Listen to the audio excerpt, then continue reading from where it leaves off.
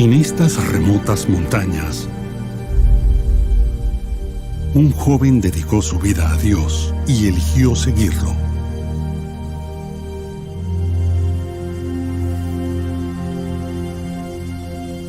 A donde fuera llamado, sin importar el costo, obedecería.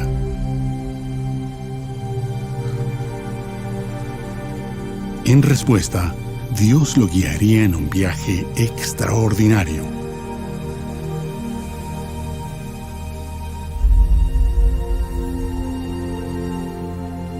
Un viaje que incluiría tanto gozo como dolor. Un viaje que lo llevaría a recorrer el mundo para compartir la esperanza y el amor de Dios con millones de personas.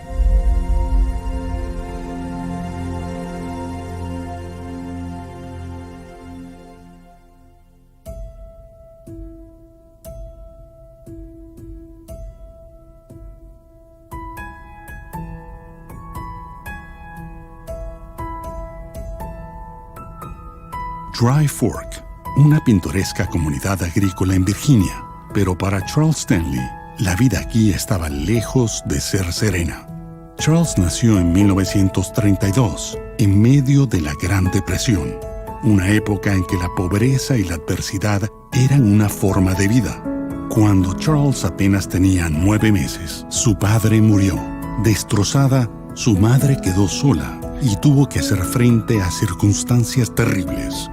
Rebecca no tenía familiares a quienes recurrir, no tenía trabajo ni ahorros, pero por la gracia de Dios salió adelante. Ella nunca dijo no puedes o no funcionará, solo me recordaba esto: confiaremos en el Señor, confiaremos en Dios, Él siempre ha sido fiel y nos va a ayudar a salir adelante, no importa lo que pase. Creo que eso quedó fijo en mi mente: no dudes de Dios, solo confía en Él, no importa cuán difíciles se pongan las cosas o lo que necesites, Él siempre está ahí. Rebecca y Charles se mudaron a la ciudad vecina de Danville, donde Rebecca consiguió un empleo en la fábrica textil del lugar. Durante la Segunda Guerra Mundial, Dan River Mills surtió pedidos del ejército. Para Rebecca, el trabajo ya era estable, aunque no así su vida. Los primeros 17 años de mi vida nos mudamos 16 veces, pero nunca vi a mi mamá desanimada. Rebecca era una mujer sin pretensiones, trabajadora y con poca educación. El único libro que poseyó fue una Biblia. Con ella enseñó a Charles a amar y obedecer la palabra de Dios. Le enseñó cómo vivir. El mayor regalo que me dio, si pudiera reducirlo a una cosa, fue enseñarme a orar. Yo la escuchaba orar, luego veía a Dios contestar. Me enseñó a orar, me enseñó cómo escuchar a Dios y confiar en Él. Yo veía cómo Dios intervenía todo el tiempo. Luego ella le daba toda la gloria. Mi mamá cada noche se arrodillaba junto a la cama, a veces ya estaba acostado y decía: sal de la cama, arrodíllate y oremos. No me dejaba orar en la cama. Estuvo allí, nunca estuvo demasiado ocupada para entrar, trabajaba en el primer turno a veces y otras veces el segundo, y al llegar a la casa, sin importar la hora, orábamos. Aún escucho su voz, hablando con Dios de mí ahí junto a mi cama y diciendo: Señor, quiero que bendigas a Charles. Ayúdalo en la escuela. Ella oraba por todo. Ya en la universidad, cuando iba a casa, hacíamos lo mismo. De hecho, mamá y yo pasábamos mucho tiempo junto a la cama, hablando de lo que sucedía en nuestra vida, dificultades y penas del lugar donde vivíamos. Ella hizo todo lo que pudo por mí. Y recuerdo que con frecuencia me decía: desearía haber hecho más por ti. Me siento mal de no haber hecho más por ti. Yo le decía: mamá, no se puede comprar lo que hiciste por mí.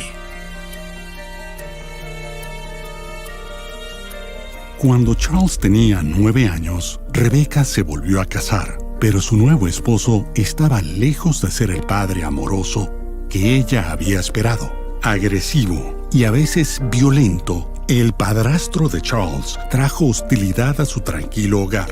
Sumido en dificultades muy grandes para su edad, Charles buscó refugio en su creciente relación con Dios. Así que a muy temprana edad creo que desarrolló una fe muy sencilla e inocente, y cuando digo sencilla no me refiero a inmadura, sino a una fe en que Dios era su Padre Celestial, en que tenía que depender de ese Padre y en que era un Padre Celestial confiable. Y eso es todo, es así de simple, es así de claro. Y creo que ese es el filtro por el que ve toda la palabra, toda la Biblia, que Dios es un Padre Celestial confiable y todo se relaciona con eso. En 1944, en la Iglesia Pentecostal de la Santidad de Danville, Charles tuvo una experiencia que cambió su vida para siempre. Vino una señora de apellido Wilson a predicar sobre avivamiento. Yo tenía 12 años.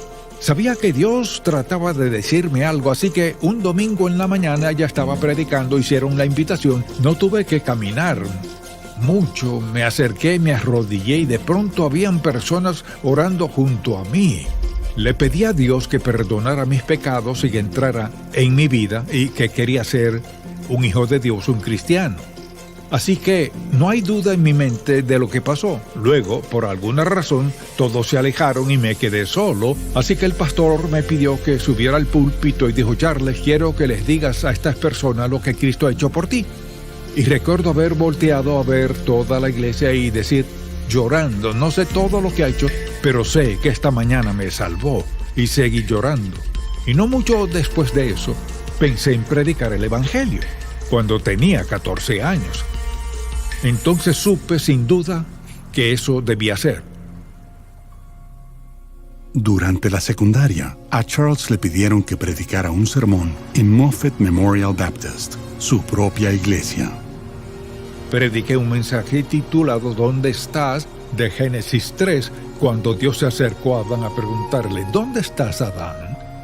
Estudié toda la semana y oré, Señor, háblame al corazón, porque era la iglesia donde crecí. Allí es donde uno tiene sus mayores jueces, en su iglesia. Recuerdo que subí al púlpito, todo empezó a fluir. Yo estaba ahí parado, sorprendido de mí mismo. Para cumplir su llamado a ser pastor, Charles tendría que ir al seminario. Sin embargo, tenía un obstáculo aparentemente infranqueable.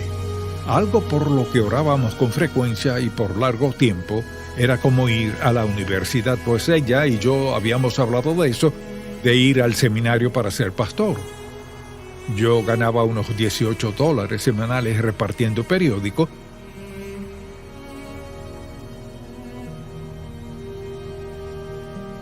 Luego tuve un empleo adicional los sábados, trabajaba en una gasolinera lavando carros, pero con el dinero que tenía no podía pagar la universidad.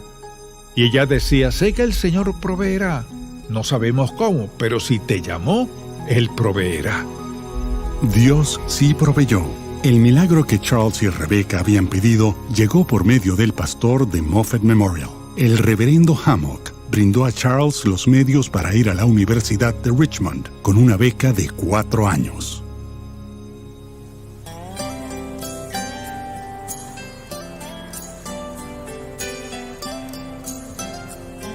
Antes de empezar las clases, Charles decidió visitar a su abuelo, George Washington Stanley, un apasionado predicador pentecostal lleno del Espíritu, en Carolina del Norte.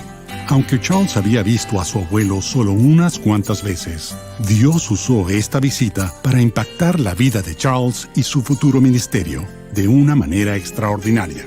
Yo estaba fascinado de que mi abuelo hubiera escuchado a Dios hablarle de cosas específicas y quise saber más. Nos sentamos en su porche en Cellar City, Carolina del Norte, durante una semana. Me dediqué a escuchar y hacerle preguntas. Solo hablamos todos los días. Él nos contaba historias que su abuelo le contó de su ministerio y la fidelidad de Dios.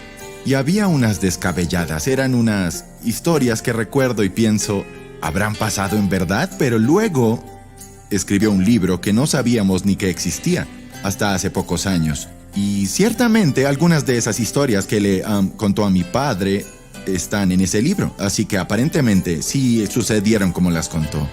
Al escuchar las cosas que Dios había hecho en su vida, pensé, bien, si le hablas a mi abuelo así, ¿hablarías también a mi corazón? Creo que sentí una gran hambre de un Dios real. Quería que Dios fuera real en mi vida. No quería solo creer que hay un Dios y leer la Biblia. ¿Es eso real? ¿Puede Dios ser real en mi vida? Dijo Charles, si Dios te pide lanzarte contra una pared, corre hacia ella y Él abrirá un hueco. Después comprendí lo que quiso decir. Obedece a Dios y deja en sus manos las consecuencias. Esa afirmación Dios la grabó en mi mente y corazón. Mi meta era obedecer a Dios y creo que ese ha sido el lema principal de mi corazón. Obedecerlo y confiar en Él, luego ver lo que hará en mi vida. Así que esa afirmación de su abuelo fue una especie de ancla. Creo que hubo muchas cosas que se relacionaron con eso por las circunstancias de su vida y él se vio obligado a depender de Dios. Creo que todas esas cosas se juntaron para crear esta absoluta dinámica y, repito, simple pero no simplista, una muy simple confianza en Dios como su Padre Celestial.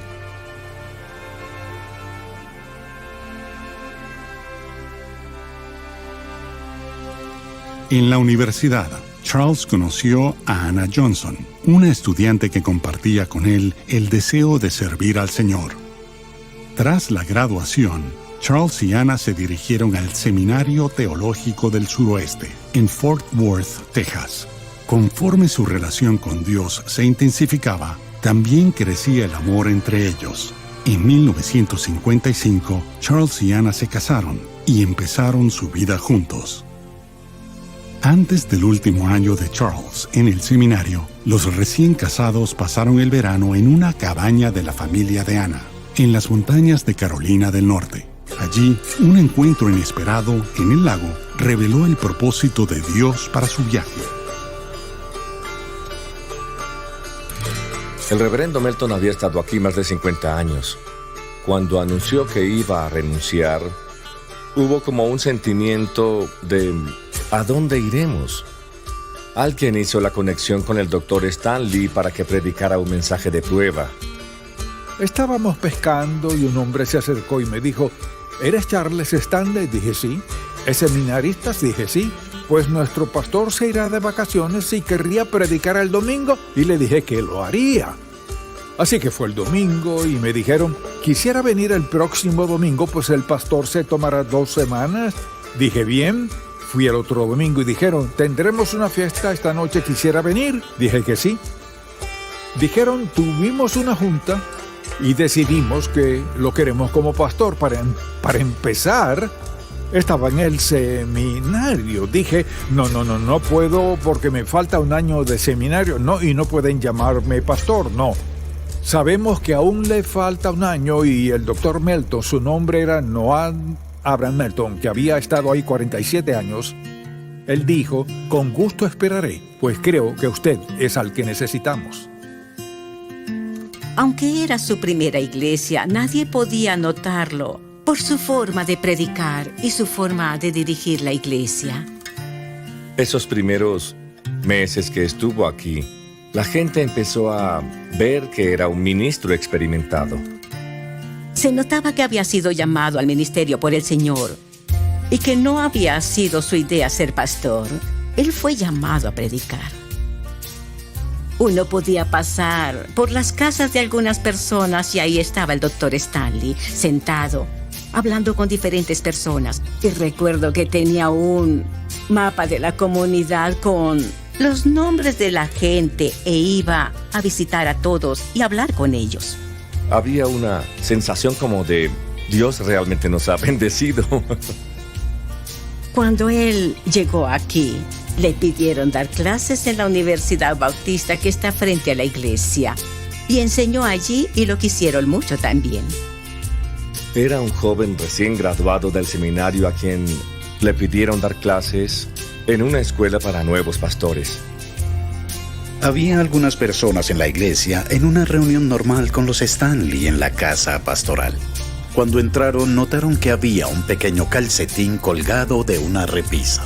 Y esa era su manera de anunciar que esperaban un niño. Por supuesto, era Andy. Fruitland fue el primero de muchos inicios para Charles, su primer nombramiento, su primera casa y el nacimiento de su primer hijo, Charles Andy Stanley. No lo entendí entonces, pero recuerdo que uno de los diáconos comentó un domingo después del servicio, él no estará con nosotros mucho tiempo. Había una sensación de que su ministerio iba a crecer y él se iría de aquí. La verdad, ser pastor y saber que Dios te llama o te lleva a otra parte es muy traumático. Si Dios lo trajo aquí por 2 años, un tiempo apenas suficiente para empezar a establecerse y estar cómodo, y luego lo llaman a Ohio, eso tuvo que haber sido como para decir, no, Dios, no quiero ir. Pero si Dios está llamando, no tienes opción. Si realmente has entregado tu vida a Cristo y eres suyo, no tienes más alternativa que ir.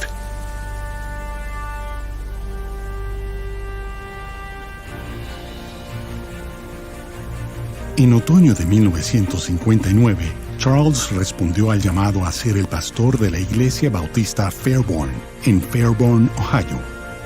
Éramos una iglesia militar. La fuente principal de empleo era la base aérea Wright-Patterson. Debido a la transferencia de gente, había personas que procedían de todo el país. El doctor Stanley era muy alto y su personalidad imponente y estricta. Y estaba bien, pues era la costumbre de aquí y era lo que se esperaba de un líder.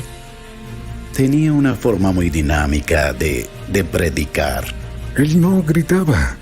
Hacía una presentación conversacional y era como escuchar las palabras de Dios. Era fácil de escuchar. No te quedabas dormido en sus mensajes. A veces cuando quería enfatizar algo importante decía, escuchen, miren. Nuestra iglesia estaba creciendo en número, se llenaba a reventar. Estaba llena casi todos los domingos. Nuestro primer santuario quedó pequeño muy rápido cuando el doctor Stanley estuvo aquí. Las clases tenían que darse en la cocina, clases en las escaleras. Abajo en el área infantil donde estaba la guardería. Tuvieron que dividir un cuarto con bloques de concreto porque seguíamos creciendo y llegaban muchos niños. Crecimos hasta más de 300 miembros. 350 y creo que 200 fueron por bautismo. Muchos eran de familias militares y recuerdo que el doctor Stanley decía que éramos un punto de lanzamiento de misiones. Creo que la razón de que tanta gente se identifique con él es que necesitan esa esperanza que él puede darles mediante la obediencia. Así como la iglesia creció, también la familia Stanley.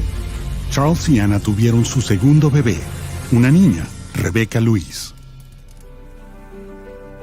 El año siguiente, durante un viaje misionero a Haití, Charles recibió la invitación a predicar en la primera iglesia bautista de Miami. La iglesia necesitaba un nuevo pastor y le pidió a Charles que considerara el puesto. Cuanto más oraba, Charles se sentía más seguro con el llamado de Dios a su familia en Miami. El domingo que leyó su renuncia, él y Annie cantaron una canción, Su camino y el mío, como una forma de anunciarnos que Dios le tenía un lugar y que iba a obedecer, una oración para que pidiéramos que la voluntad de Dios fuera nuestra voluntad y que la siguiéramos también. Él era sumamente querido y apreciado por mucha gente. Les pesó mucho que se fuera, pero entendieron que Dios lo llamaba y debía hacer su voluntad. Eso es lo que siempre nos enseñaba, que lo que Dios nos pida es lo que debemos hacer.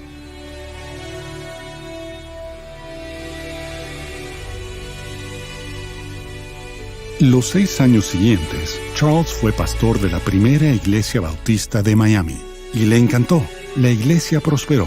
Su ministerio creció con la creación de la escuela cristiana George Mueller. También empezó sus estudios de posgrado. Miami era un gran lugar para criar una familia. Otra cosa sobre Miami es que no estaba lejos de Naples, y Naples en los años 60 era muy diferente a como es ahora, así que teníamos una casa de remolque que era muy pequeña. para los 4 y conducíamos a Naples, Florida, bordeando toda la playa, junto a los árboles y sobre arena durante millas para escoger dónde acampar, y nos quedábamos de 3 a 5 noches sin ver una sola alma. En ese entonces, literalmente acampábamos con una fogata y jugábamos en la playa por, repito, 4 o 5 noches. Y eran momentos maravillosos. En 1968, Charles sintió que el Señor lo llamaba a mudarse otra vez. Como lo esperaba, cierto domingo, un comité de Bartow, Florida, llegó a la iglesia. Aunque inseguros que su congregación pudiera aceptar a un pastor tan dinámico, confiaron en que Charles era la respuesta a sus plegarias. Esa primavera, Charles fue nombrado pastor de la primera iglesia bautista de Bartow. Algunos de los miembros más ancianos de la iglesia no estaban muy emocionados con el pastor que caminaba de un lado a otro del púlpito. O con eso de que caminara y parara a decirnos que pusiéramos atención. O que señalara a algunos de los jóvenes y les dijera: guarda tu peine. Quiero que escuches. ¿Me escuchas? Esas son algunas de las cosas que recuerdo que le decía directamente a los jóvenes. Con el tiempo bajamos de la primera fila del balcón a la primera fila del santuario. Era maravilloso. Podía sentir el Espíritu Santo allí. El Señor sabía lo que la iglesia necesitaba y que era algo que el Dr. Stanley podía dar. Sus sermones eran sobre la vida cristiana, de cómo Dios podía marcar la diferencia en su vida, de una relación personal. Y no estoy segura de que oyéramos mucho de relaciones personales en esos días. Era un pastor, no solo predicador. Nos pastoreaba. Hay una diferencia, ¿no? Programaba su tiempo de oración. Eso era muy importante para él. Algo que me impactó profundamente siendo muy joven fue el número de personas que, sin querer, lo interrumpían en su oración, tanto en su estudio en casa como en su estudio en la iglesia. Y cuando hablaba con Dios en público, uno sabía que había una conexión. Quiero decir que cualquiera que esté tan cerca de Dios o buscando su corazón, sin duda Dios tiene sus manos en esa persona. Tenía una relación personal con Dios. Y eso era algo atrayente para mí. Yo quería conocer a la persona. Dios, Jesús, quería que fuera algo personal. Y Charles Stanley lo exhibía. Él era una imagen de eso para una joven como yo.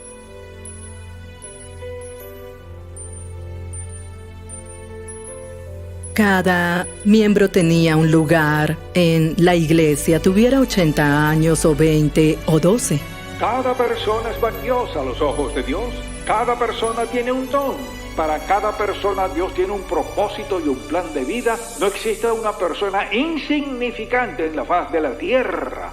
Escuchen, nadie debe ser menospreciado porque Cristo murió por cada persona. Eso la hace extremadamente valiosa a los ojos de Dios. Él enseguida creó un vínculo muy fuerte, lo cual habla mucho del tipo de pastor que era. Así que creó una atmósfera en la iglesia y la gente quería asistir y ser parte de ella. Toda familia se encariñaba con nuestra congregación, con la gente, no solo la gente de la iglesia, sino la gente del pueblo. Era una comunidad pequeña, una iglesia pequeña, en verdad un lugar genial para criar a una familia. Me encantaba, el pueblo era muy agradable y podíamos disparar rifles y pescar. Desde donde vivíamos podía caminar 2 o 3 estanques o lagos y pescar. Era algo que papá y yo hacíamos juntos. El Dr. Stanley y su familia eran jóvenes. Eran algo así como una postal de una joven familia en crecimiento. De vez en cuando Andy entraba corriendo, aún era pequeño y, claro, toda la gente de la iglesia adoraba a Becky porque era una niña hermosa con sus rizos. Fue un placer ver a la congregación crecer durante el tiempo que estuvieron allí. Recuerdo que cuando llegó dijo que su deseo era quedarse en Bartow y criar a su familia aquí. porque este era el tipo de lugar que quería para criar su familia. Fui a Alejandría, Virginia, y estuve en un avivamiento con mi amigo. El Señor nos bendecía, pero por alguna razón me sentía inquieto. No sabía por qué. Así que cada noche junto a la cama le pedí al Señor que me hablara. Una noche tomé una libreta e hice un círculo en medio con 5 líneas. Dije, debe ser una de estas 5 cosas. Y la 5ª línea la dejé indefinida. Dije, probablemente es algo que nunca he pensado. Y al pedir a Dios que me hablara al corazón, fue como si dijera, voy a moverte. Fue sin duda una sorpresa para la mayoría. Ninguno nos queríamos ir, nos encantaba Bartow, toda la ciudad, la comunidad y también la iglesia. Cuando el Dr. Stanley llegó aquí, no pensó que se iría con su familia otra vez en 15 meses. Seguro fue algo desafiante hacer eso. Él sintió que Dios quería que nos mudáramos. Llegamos a Atlanta, donde sería un pastor adjunto. Mis padres nunca habían comprado una casa. Las iglesias siempre nos habían provisto de casa y al mudarnos a Atlanta debíamos comprar una. Y no había dinero para la inicial. Literalmente, nada de esto, nada tenía sentido. Seguía diciendo, no, y no estoy interesado. Y todo el tiempo supe que tendría que irme. Fue muy obvio que Dios fue quien los movió, ¿sabe? Porque en verdad sufrió y agonizó por eso. Lo recuerdo hablando de dedicarnos a orar por eso y de lo que sentía que Dios quería que hiciéramos. Y de niño, por la forma como me criaron, si Dios pedía algo, se hacía y no se cuestionaba. Así que en mi sencilla fe de niño le dije, papá, si Dios quiere que hagamos eso, es lo que debemos hacer. Recuerdo lo que dijo. Estaba tan agradecido que no supe qué hacer. Dijo, pues cada vez que Dios nos ha pedido algo y lo hicimos, siempre nos bendijo, así que creo que está bien. Dios sabía que necesitaba oír eso. Él sintió que esa fue la confirmación final de que eso era lo que debíamos hacer. Eso significa ser fiel al llamado que Dios nos ha dado. Consecuentemente, y aunque la iglesia odiaba la idea de perderlo, supimos que era lo correcto. Pensábamos que podría haberse quedado aquí otros 10 años en lugar de irse a Atlanta, pero la gente de Atlanta estaría en desacuerdo. Podía sentirse que Dios haría cosas especiales en su vida y que Él estaría dispuesto, fuera lo que fuera. En octubre de 1969, Dios llamó a Charles a Atlanta. Sin embargo, este cargo fue mucho más desafiante que los anteriores.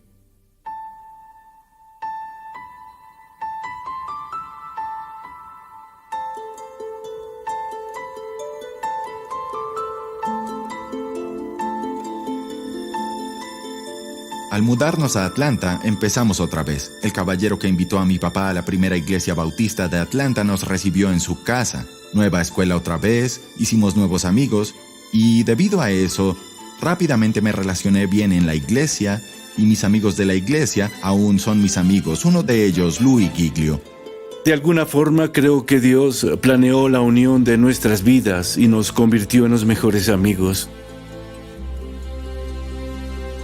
Como pastor adjunto, Charles Stanley predicaba los domingos y miércoles por la noche. Su estilo evangelístico pronto causó un impacto. Escuché al Dr. Stanley predicar su primer mensaje en la primera iglesia bautista y estábamos muy emocionados de tener a un pastor adjunto joven en el personal. Diré que cada creyente que camine en el poder del Espíritu, que crea lo que dice este libro y quiera aceptar lo que la palabra dice por simple fe y empiece a ejercitar la verdad y el poder de la oración, el pueblo de Dios es liberado. Era un evangelizador apasionado, puedo decirlo. Casi todos los servicios eran como un avivamiento. Y mucha gente llegaba a conocer a Cristo como Salvador. Era maravilloso. La forma en que expone las Escrituras es cautivadora. Dios dijo, por nada estéis afanosos si no sean conocidas vuestras peticiones delante de Dios en oración y ruegos con acción de gracias. Presenten sus peticiones a Dios. En lugar de predicar la Biblia a la gente, mi papá les enseñaba acerca de la Biblia y eso hace una gran diferencia. Él deja que la palabra haga su trabajo en la vida de la gente y siempre va directo al grano. Sus angustias y ansiedades pueden borrarse con la oración y la paz tomará el lugar de las ansiedades.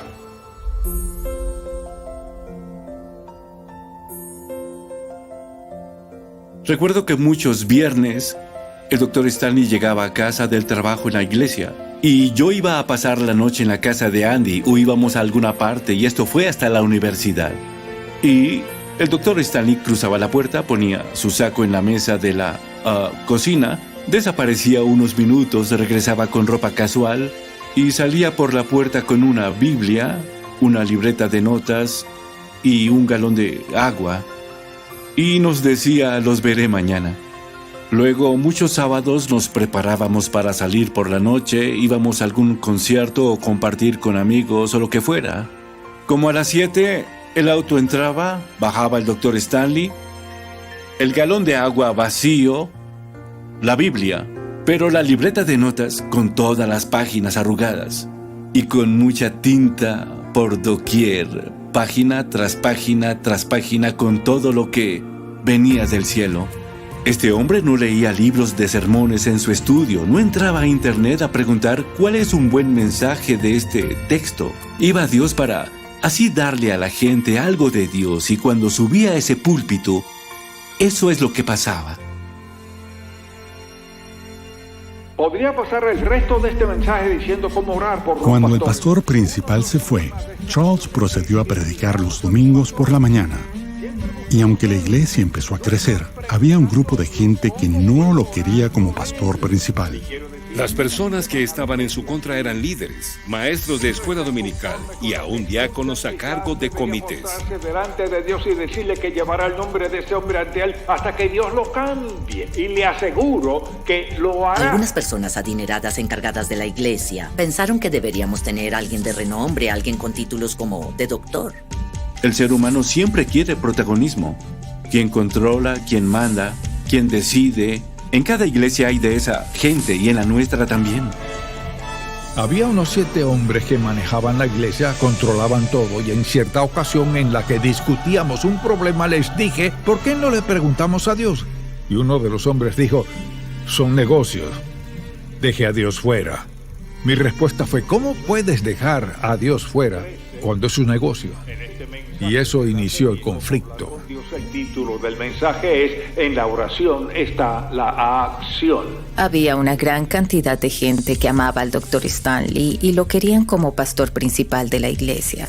Pero también había otro grupo, y en ese grupo estaban los 7 hombres que manejaban la iglesia en ese tiempo.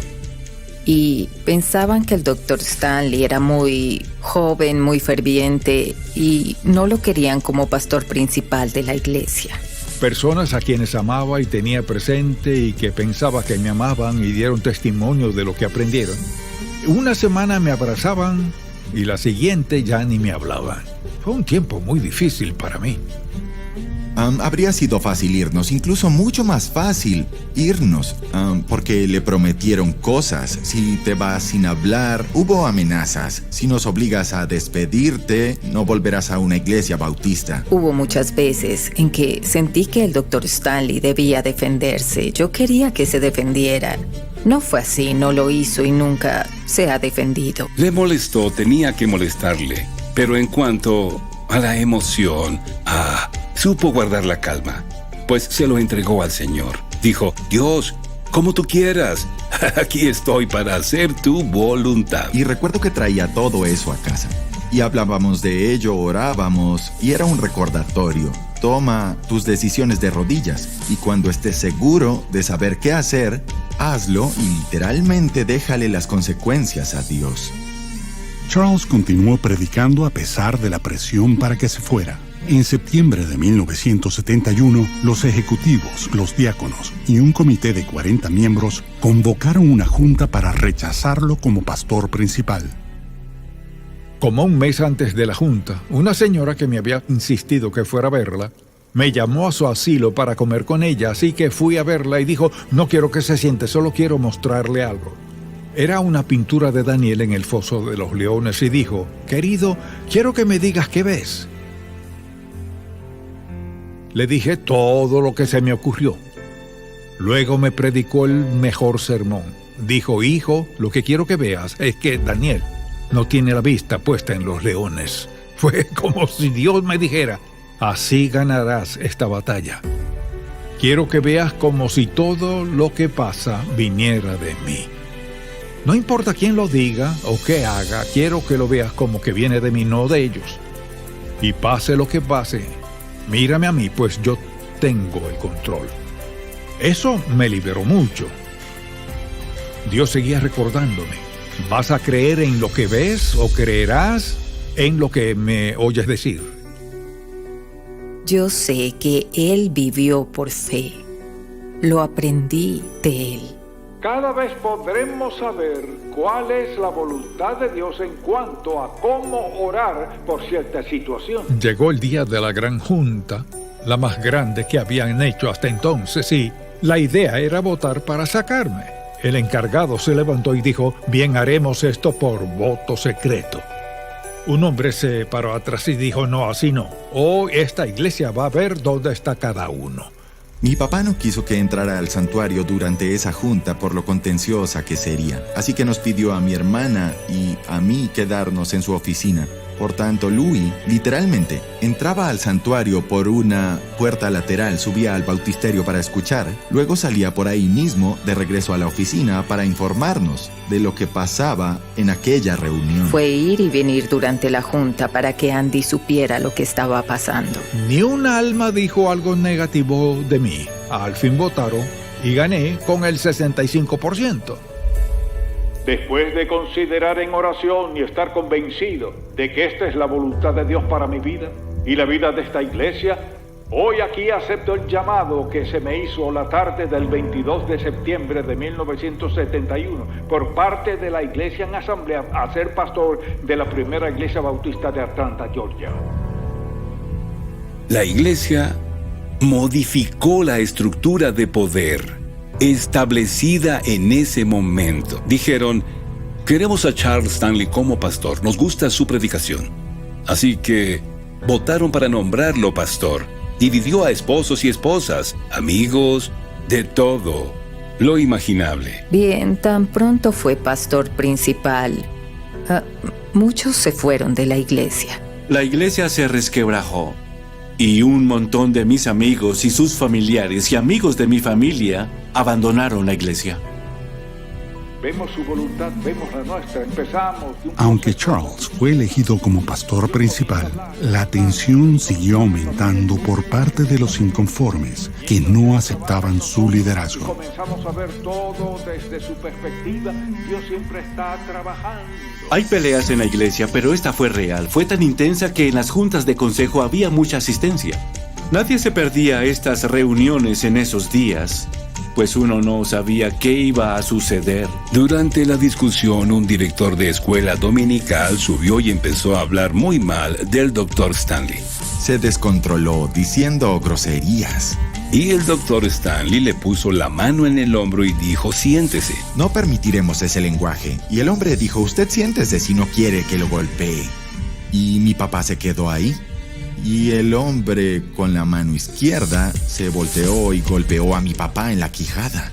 Imagine ser joven en la secundaria y pensar: esto no está sucediendo. Pues toda la iglesia estalló. Y recuerdo que de pronto yo estaba al frente con John Glover, quien me acompañaba mientras yo lloraba, y el caos se desató. De inmediato vinieron unas personas y lo bajaron del púlpito. Creo que esto nos mostró a todos que era una batalla espiritual. Con todo y lo que Charles había soportado, vendría otra batalla a amenazar la misma existencia de la primera iglesia bautista de Atlanta. Iba camino a la iglesia y sentí la urgencia de pedirle al camarógrafo que estuviera alerta. Les envié un mensaje: en cualquier momento del servicio que les diga fuera cámaras, corten. Estábamos en una estación en blanco y negro. Estábamos en el servicio dominical y justo después de los cantos, un hombre subió al púlpito. ¿Seguimos alabando juntos a Dios esta mañana? Vayamos al himno. Dije: de pie y cantemos firmes y adelante. Y justo al decirlo, un hombre sube al púlpito y como que me empuja hacia un lado y se agarra del púlpito con toda su fuerza y dice: ¿ustedes qué creen? ¿Vinieron a oír un sermón? ¿Han venido a un funeral? Eso interrumpe la transmisión en vivo. De repente, había 3 universitarios sentados en la audiencia y se levantaron y cantaron el himno firmes y adelante, y la multitud se paró y empezó a cantar. Eso me comunicó un par de cosas. Número 1, la iglesia. Vale la pena sufrir por la iglesia. La iglesia es muy importante. Y en segundo lugar, de una manera muy gráfica, subrayó el hecho de que hay que hacer lo correcto. Hay que lidiar con las consecuencias y finalmente dejar las consecuencias en manos de Dios. Una iglesia de 3,000 personas de un día para otro pasó a ser de 300 personas. Renunciaron 38 de los 60 diáconos y la mitad de los maestros de escuela dominical. Vi al coro desaparecer. Solo quedaron 13 personas en el coro. Algunas personas que dejaron la primera iglesia bautista fueron a la emisora y con su influencia trataron de convencerlos de que nos sacaran del aire por completo.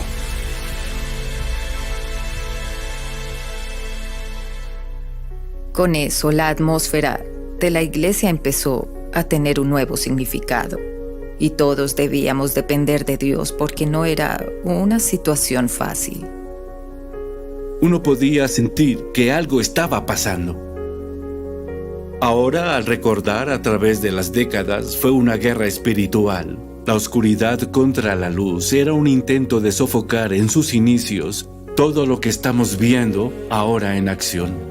Era solo un intento más del enemigo para impedir lo que ahora todos podemos ver claramente. Un único y poderoso movimiento ordenado por Dios que ha cambiado al mundo entero. Llegamos a ser parte del avance del reino junto con el Señor. Cristo dice, si eres fiel en lo poco, sobre mucho te pondré. Así que seamos fieles en lo poco y veamos a Dios abrir las puertas en su momento perfecto. El Señor ha dicho a mi corazón, solo predica el Evangelio. No hagas un gran programa, predica el Evangelio y mira lo que hago. Conforme mi padre siguió predicando, la iglesia se llenó. Creció cada vez más y tuvimos 2 servicios, luego 3 servicios.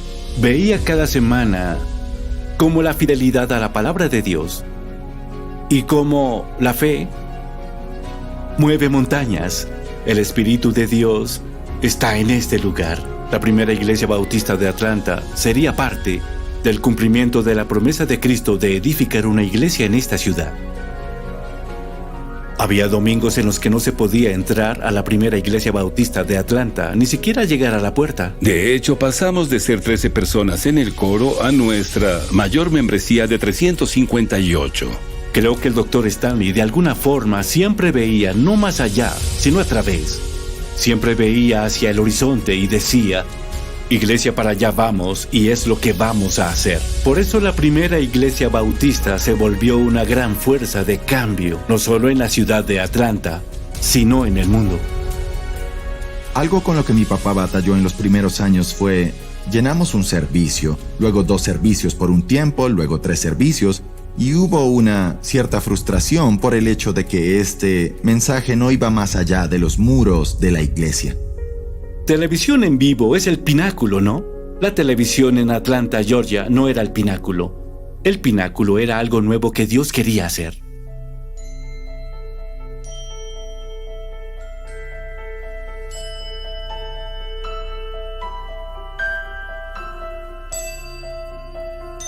Cuando se detuvo la transmisión en vivo de la primera iglesia bautista de Atlanta, el futuro del ministerio televisivo era incierto, pero Dios estaba por actuar de una manera poderosa. Empecé a orar, Señor, es tu ministerio, no el mío.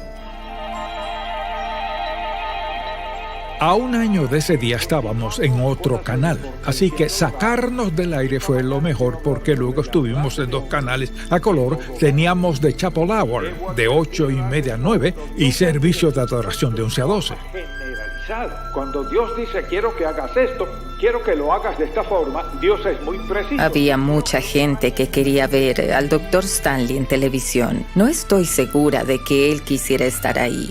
Y la única razón de hacer eso era para llevar el Evangelio a tanta gente como fuera posible. Cuando Dios capta su atención, usted empieza a verlo a Él. Cuando empieza a ver lo que pasa, empieza a orar. Así que por medio de la televisión, eso lo hizo posible. Y él era una especie de pionero en esos años del ministerio televisivo, como se le llamaba. Desde el principio, Charles Stanley quería llegar a todos y hacía lo que fuera necesario para poder lograrlo. Así que empezó en la capilla, sentado, no sé cómo lo hizo, con su Biblia, mirando a la cámara, y hablaba por 35 minutos. Buenos días y bienvenidos a... Nadie le enseñó a hacerlo, no tenía ese tipo de entrenamiento. Era solo una forma de llevar el mensaje fuera de los muros de la iglesia, así que aprovecharon cada oportunidad que tuvieran.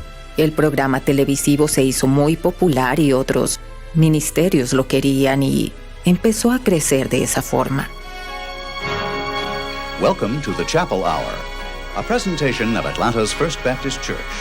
El ministerio radiofónico del Dr. Stanley empezó cuando una pequeña estación de radio de Texas transmitió grabaciones de The Chapel Hour. Alguien nos dio algunas de sus grabaciones, las transmitimos y a la gente le encantaron. Nos enviaron algunas, era en McAllen, Texas.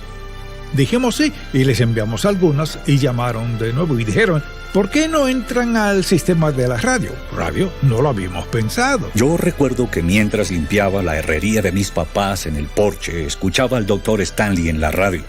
Y aún recuerdo el mensaje del que hablaba, pedir, buscar y llamar. Que mientras pedimos al Señor y oramos, también buscamos su voluntad y al mismo tiempo procuramos una actitud de puertas abiertas. En 1977, Pat Robertson, de la CBN, pidió permiso al Dr. Stanley para usar uno de sus mensajes. De pronto, el programa pasó de alcanzar a televidentes de Atlanta a una audiencia nacional. Les enviamos cintas, las pusieron al aire, llegaron cartas, querían saber cómo apoyar el programa. ¿Apoyar el programa? No habíamos pensado en eso. Un día sentado en mi estudio pensé, bueno, debemos darle a esto un nombre, no solo Primera Iglesia Bautista. Volteé hacia mi izquierda y había una versión de la Biblia y el título de esa Biblia era In Touch. Luego pensé, ese es el nombre. Cuando In Touch comenzó, era una parte de la iglesia. No era una organización en sí misma como tal.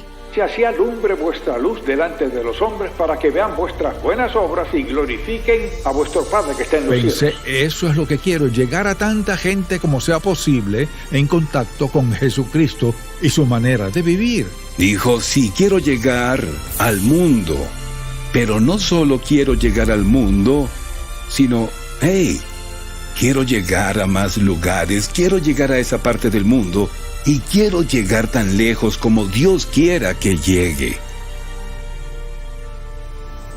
Había llevado al equipo de líderes a las montañas y estuvimos pidiendo al Señor su dirección. Y leí el capítulo 28 de Mateo, que he leído muchas veces, y de alguna forma fue como si saltara a la vista y me cautivó. Pensé, Señor, ¿en realidad quisiste decir todas las naciones? Sentí que dijo sí. Creo que Dios quiere que hagamos esto. Quiere que el programa esté por todo el mundo. Y confiemos en que lo haga dentro de 2 años. Y esa semana estábamos en cada nación del mundo en alguna forma. En Roma, cuando se pavimentaron los primeros caminos, la motivación no fue que los cristianos los usaran para evangelizar al mundo. Sin embargo, los cristianos sí los usaron. Y al pensar en los ministerios actuales, para poder alcanzar al mundo necesitamos aceptar la tecnología. La misión de nuestro ministerio y mi meta siempre ha sido proclamar el Evangelio al mayor número de personas posible. Tan claro, irresistible y rápidamente como sea posible, todo por medio del poder del Espíritu Santo y para la gloria de Dios. El ministerio continuó difundiendo el Evangelio mediante la revista In Touch y su contraparte en español, En Contacto, así como sus programas de radio y la creciente Internet. Puedes llegar a la gente por televisión o alcanzarlas por radio, o llegar por medio de la revista. Pero ¿cómo llegas a la gente que está en lugares remotos? La única forma de hacerlo es ir personalmente. Si no puedes ir, o yo no puedo ir, puedes enviar mensajeros en tu lugar. El respeto del Dr. Stanley por los militares le inspiró para animar a las tropas con la esperanza vivificante del Evangelio. En el 2007, la creación del mensajero hizo de esa meta una realidad. Los primeros mensajeros eran solo paramilitares con 35 predicaciones del Dr. Stanley, más o menos de color caqui. Siempre hemos usado energía solar en el mensajero, porque la gente puede no tener electricidad. Hoy, el propósito del mensajero se ha extendido más allá de los militares, y la tecnología ha hecho posible compartir el Evangelio con personas de los lugares más remotos del mundo. Es algo que En Contacto ha hecho por décadas. Es un ejemplo para el resto de nosotros. Usar cualquier medio posible conforme el Señor abra la puerta y envíe su verdad, sus principios y su palabra a las naciones del mundo. Tienen acceso a la palabra de Dios en su propio idioma, su idioma materno, un idioma que entienden palabra por palabra. Es una forma más de llegarle a la gente, encontrar a la última persona y presentarle el mensaje del Evangelio. La Biblia dice que todo lo bueno viene del Señor, así que aún la tecnología, con toda su brillantez, en cada generación procede de Él. Las oportunidades son ilimitadas, y Dios las provee, sigue abriendo puertas, y En Contacto sigue atravesando esas puertas que Él abre. Ya sea por televisión, radio o por internet o el mensajero, Dios siempre tiene una manera de llevar su mensaje a quienes lo necesitan. Agradezco que ministerios como En Contacto digan: iremos a la radio, a la televisión, iremos a la palabra escrita, al internet, las redes sociales, lo que sea, para alcanzar al mundo con el Evangelio de Cristo y hacerlo con excelencia. Así que empezaron con 2 pequeñas cámaras anaranjadas en The Chapel Hour. Y esta ha crecido y más gente ha visto y más gente ha escuchado y ha ido a otros países y de muchas maneras con el mensajero. Así que esos primeros pasos de predicar a una cámara cuando nada es más difícil que eso, y aprovechar las oportunidades para cadenas locales, y luego aprovechar las oportunidades que surgieron, y Dios honró eso, y ahora están en todo el mundo. Este fue un movimiento de Dios, pero creo que el doctor vio los millones de personas que necesitaban esta verdad para ser liberadas por el poder de la palabra de Dios. Así que siempre buscaba una manera de hacer que ese mensaje se expandiera desde Atlanta y de Estados Unidos hasta donde fuera que Dios lo llevara a los confines del mundo.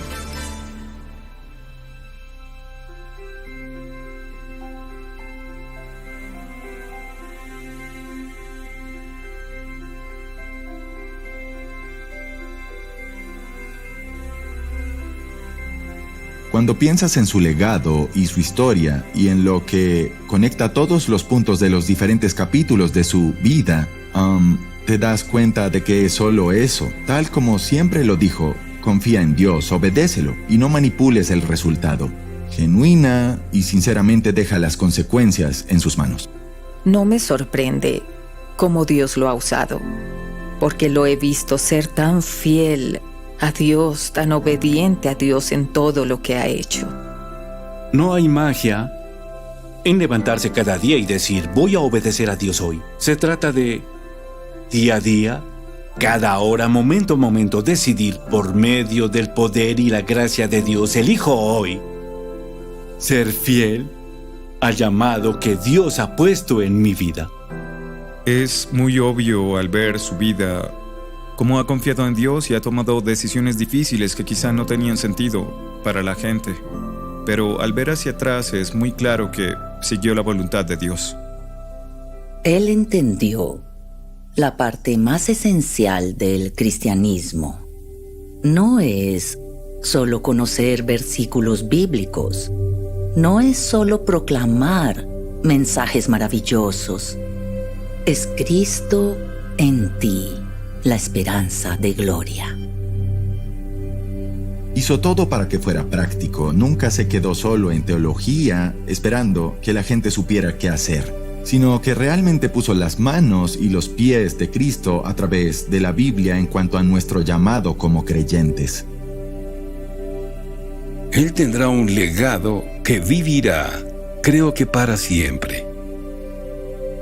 Sus mensajes, grabaciones, su voz se escucharán mucho después de que nosotros nos vayamos.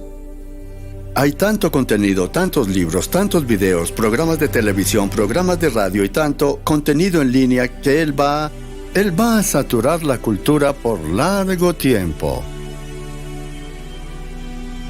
Creo que el legado del Dr. Stanley se ha escrito en la vida de individuos de todo el mundo.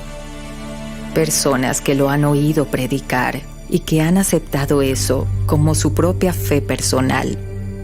Y se han vuelto cristianas y viven la vida cristiana donde quiera que estén. Miles alrededor del mundo lo han hecho. Por las lecciones que ha enseñado a la gente y de cómo irán al mundo a predicar esas lecciones y también enseñarlas a su vez a otras personas. Diría que el legado del Dr. Stanley sería un hombre que amó a Dios, alguien que vivió por la palabra, cuya única misión en la vida fue llevar el mensaje de Cristo al mundo y ver a la gente llegar a Él.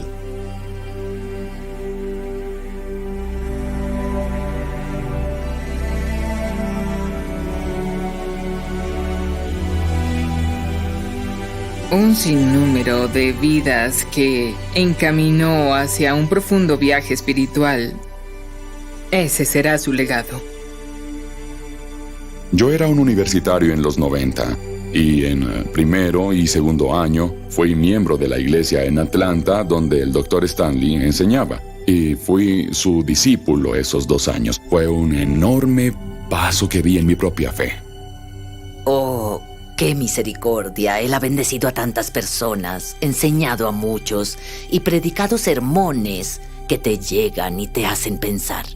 Su legado permanecerá para quienes vienen detrás, que también predicarán el Evangelio y que enseñarán la Biblia y que también pastorearán a la gente, y ese legado seguirá viviendo en otros que han sido influenciados por su enseñanza. Soy en definitiva uno de los pastores que han sido muy influenciados, quizá principalmente yo, por la vida del Dr. Stanley y su fe. Yo creo que es muy obvio que por mí mismo no estaría haciendo lo que hago ahora si no fuera por ese lapso viendo a Dios usar su vida. Verlo en el ministerio, verlo servir a Dios, amar a Dios y ser un ejemplo para nosotros y nuestros hijos ha sido extraordinario. Es una bendición ser parte de esta familia y ser parte de este legado que el abuelo empezó y mi papá continuó, y espero que nosotros, sus nietos, continuemos con ese legado. Al fin de cuentas, su legado somos yo, su hija y sus nietos, y es un tanto abrumador pensar que soy parte de su legado y no podría sentirme realmente más orgulloso, pero siento de manera apropiada el manto y la responsabilidad que viene de ser su hijo y estar en el ministerio. Así que yo creo que su voz se escuchará por mucho, mucho, mucho tiempo. Gracias a En Contacto, gracias a los medios, las transmisiones, yo creo que su voz se oirá quizá por generaciones.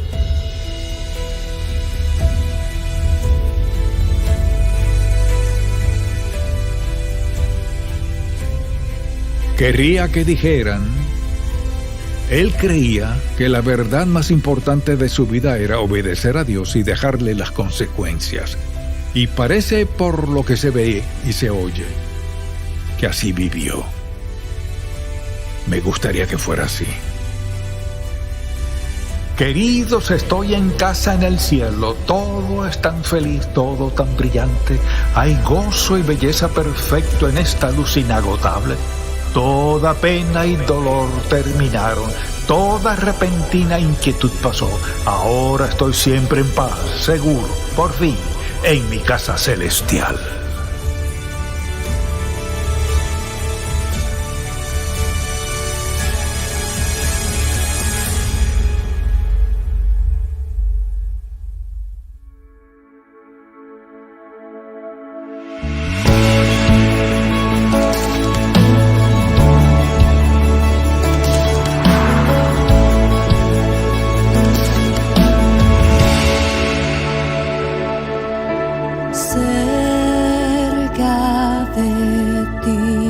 Señor.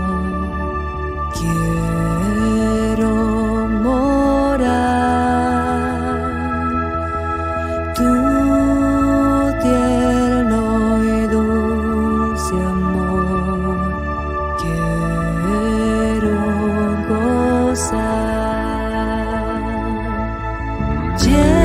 Llena mi pobre ser, limpia mi corazón,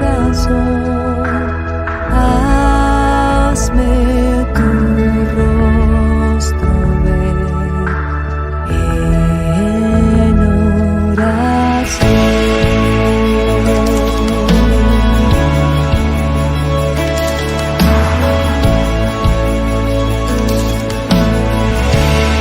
Si tú hablas con Dios, las cosas cambiarán. Orando, cualquier necesidad, Dios la resolverá. Orando, descansar en el Señor, las penas mitigar. Orando, bendita oración, yo puedo hablar con Dios. Orando,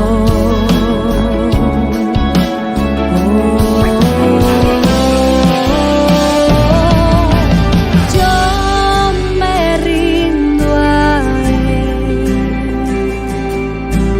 Yo me rindo a Él. Todo a Cristo yo me entrego. Quiero serle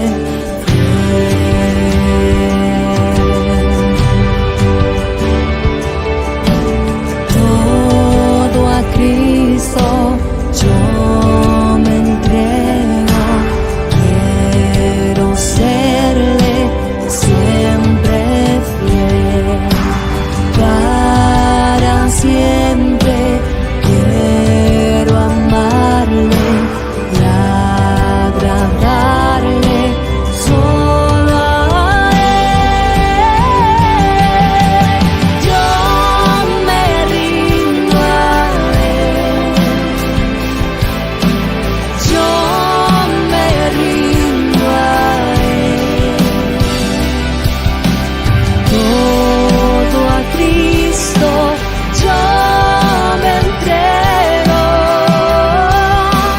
Quiero serle fiel.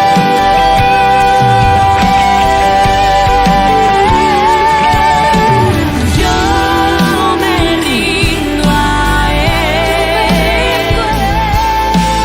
Yo me rindo a Él. Todo a Cristo yo me entrego. Quiero serle fiel.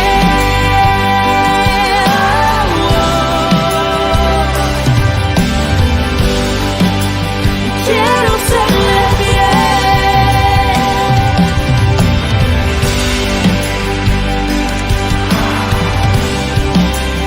Quiero serle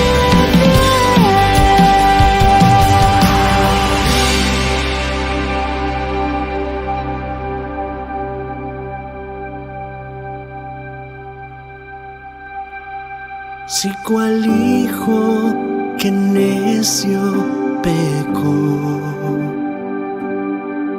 vas buscando a sus pies compasión. Tierno Padre, en Jesús hallarás y tendrás en sus brazos perdón. Ven a Él, ven a Él.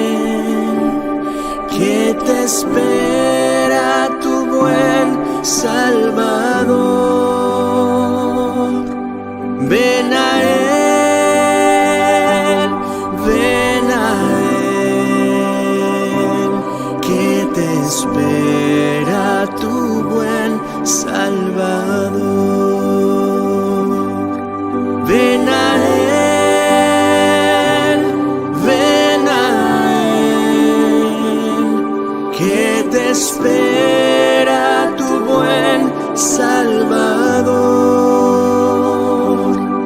Ven a Él, ven a Él, que te espera tu buen Salvador. Hoy te espera tu buen Salvador. Hoy te espera tu buen Salvador.